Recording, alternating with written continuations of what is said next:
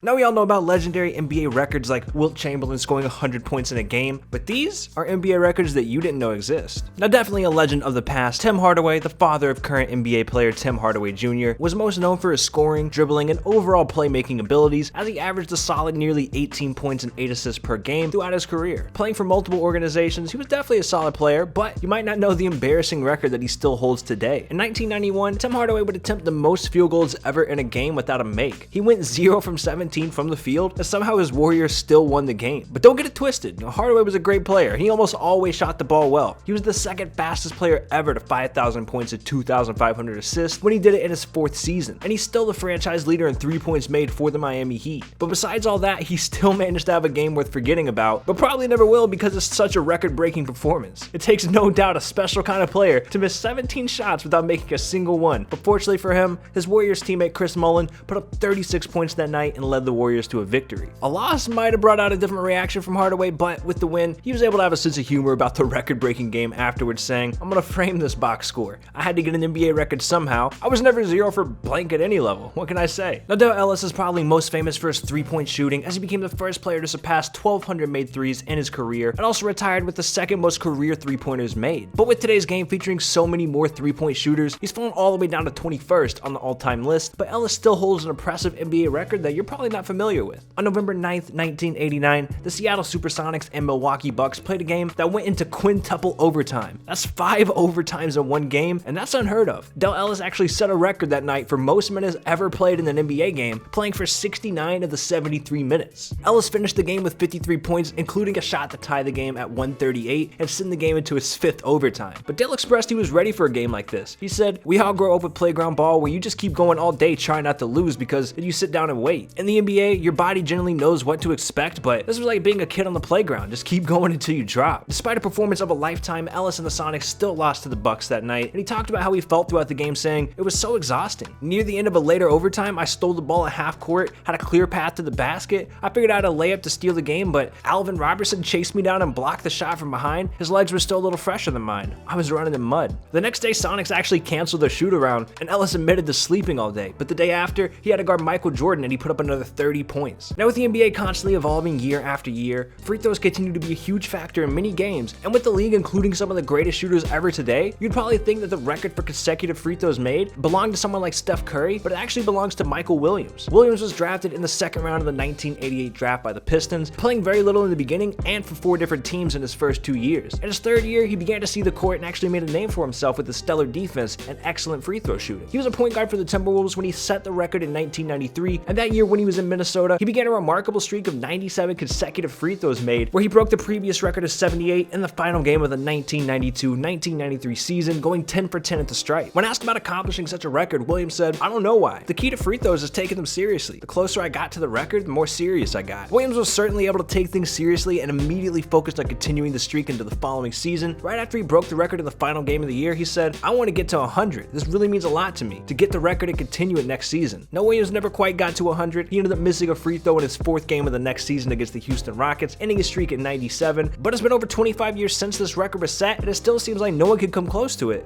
except for the next player on this list. During the 2008-2009 season, Jose Calderon had an impressive free throw streak of his own, hitting 87 in a row. However, the record that Calderon holds himself might actually be more impressive. He continued his efficient free throw shooting even after his streak ended, where Calderon missed just 3 free throws in the season, going 151 of 154, resulting in an NBA record 98.1% at the line. The record in the NBA requires a minimum of 125 attempts to qualify, so getting nearly 100% is almost impossible. As he was chasing the record for the streak, Calderon was asked if he didn't like talking about the record, and he said, "No, I don't think about it. I just shoot. I gotta make it. That's my job." Calderon has had an impressive NBA career, and perhaps an even better international one, with the highlight being the gold medal he brought to Spain in the 2006 FIBA World Cup. In the NBA, he was never a huge star, but he was always known as an efficient shooter. He of course hit the prestigious 50-40-90 mark in his 3rd year in the league, although he didn't officially qualify for this honor as he fell just short of the needed free throw attempts. Bubba Wells may fall to the category of players that you didn't even know existed, yet he still made his way into the record books. Bubba Wells was drafted in the 2nd round of the 1997 draft by the Dallas Mavericks, and he played only 39 games for them. He didn't even last a whole year on the team, but that was plenty of time for Bubba to earn a record you probably didn't know about. The Mavericks were not a good team when Wells joined them in 1997. They'd won just 5 of their first 28 games, and then faced a ridiculous task of playing Michael Jordan and the Chicago Bulls. The Mavericks coach at the time, Don Nelson, knew their chances of winning the game were pretty slim, so he put Wells out there to take advantage of Dennis Rodman, a notoriously bad free throw shooter, by intentionally fouling him and sending him to the free throw line. You're probably familiar with that strategy known as hack a Shaq, where an opposing team fouls a bad free throw shooter to keep up in the game. It was first showcased in this moment against Dennis Rodman. Nelson sent Wells into the game for the sole purpose of fouling, and it earned Wells a record that's sure to stay safe forever. A truly remarkable 2 minutes and 43 seconds Wells played that game, and it earned him the fastest foul out in history of the league. While he didn't foul out until late in the third quarter, the bad news surrounding this is that Rodman hit 9 of the 12 free throws that night, which was significantly better than a season average of 58%, and the Bulls inevitably won that game. Probably one of the most underrated players in history is Fat Lever, who was a star guard for the Nuggets in the late 1980s, averaged 17 points, 7.6 rebounds, 7.5 assists, and 2.5 steals per game during his 6 years with Denver. Interestingly enough though, Fat's nickname didn't come from his size, as he was just 6'3", 170 pounds, but he was never afraid to get rebounds and steals against bigger opponents. Lever talked about his experience rebounding with bigger players, saying, "If a big guy's having a tough time rebounding and a guard is taking most of them away, he'll let you know. He'll try to intimidate you. After about the third time, they'll usually let you go. Some of those guys are so big they hurt you just by accident when they bring down their elbows. They're on top of your head." Lever was such an all-around player that you wouldn't expect him to own a record in just one category, but he accomplished something that takes a rare performance to accomplish. On March 9th, 1985, Lever got 10 steals in a game against the Indiana Pacers, just one shy of the NBA record for most in a game. But the most astonishing part was that 8 of his 10 steals came in the third quarter, which set the record by far for most in a single quarter in NBA history. Just to put things into perspective, getting 8 steals in a single quarter would be a steal nearly every 90 seconds for that 12-minute span. Now, with Michael Jordan being considered the greatest ever, no one would be surprised to see a record set by him, but here's one that you probably don't know about. Michael Jordan might be most famous for his scoring, with him leading the league in scoring 10 times throughout his career, but he was also one of the league's best defenders in his prime. His incredible effort on defense allowed him to earn multiple records surrounding blocks by a guard. Jordan's 131 blocks in a single season is an NBA record, and he also held the record for most career blocks by a guard until Dwayne Wade surpassed him just last year, where Wade retired this offseason with 2 more career blocks than MJ. But if you watched MJ, you wouldn't be surprised that he was a terrific shot blocker for a guard. Not many guards in history have had his size and lockdown ability, which is why Jordan is just one of 2 players to have won an MVP award and Defensive Player of the Year award in the same season. Throughout his career, he was also a 9-time selection to the All-Defensive First Team, which is tied for the most by any player. One of the players tied with Jordan for All-Defensive selections is Gary Payton, and Payton had incredible respect for Jordan's defense and competitiveness. He even talked about this, saying, "Michael Jordan always took it to a point that he wanted to guard the best player, even with myself. And if I started talking trash to him, he would always tell Scottie Pippen, 'Look, I'm trying to take Gary tonight.' It's a difference." Michael Jordan really had a mindset of, "I don't care how much I tire myself out. I'm gonna go and take this guy because I want to prove to him that I'm the better basketball player." That's definitely no doubt that Rasheed Wallace was a talented basketball player throughout his career, but you probably didn't expect him to hold any major NBA record. It all started when Wallace was selected with the 4th pick of the 1995 NBA draft and playing with multiple organizations, including the Wizards, Blazers, Hawks, Celtics, Knicks, and most notably the Pistons. He went on to average 14.4 points and 6.7 rebounds during his 18-year career. However, Wallace is more noted for a stat that typically doesn't show up in the box score. During the 1999-2000 season, Wallace set what seemed to be like a truly unbreakable record with 38 technical fouls in a single season. But Wallace disagreed. He broke his own record the following season with 41 technical fouls, a record that seems unlikely to ever fall. With today's rules, if a player were to commit 41 technical fouls, it would result in $175,000 in fines and 13 games suspended without pay. But probably the most ridiculous thing about this is just how consistent and dedicated Rasheed was to keeping the record going throughout his entire career. Just like the most in a season, Rasheed also holds the career record for technical fouls with 317, over 50 more than any other player. He is famously known for his disagreement with refs, but believes his antics were due to passion and never took it too far. Wallace talked about his constant debate with referees and the perception by the fans, saying, "I know the media didn't like me. I was always misconstrued, or I'm a hothead, or I'm this and that. That's cool because whatever it was, if I kept y'all away from me, outside of y'all trying to do y'all's jobs, I'm gravy with it. As long as my teammate, my fam, my coaches, they know what type of player I am. Alright, yeah, I'm gonna get some texts, but I ain't gonna mess it up to the point where, alright, it's a big game and I'm gonna get thrown out of the big game, or I'm gonna get suspended for the next game,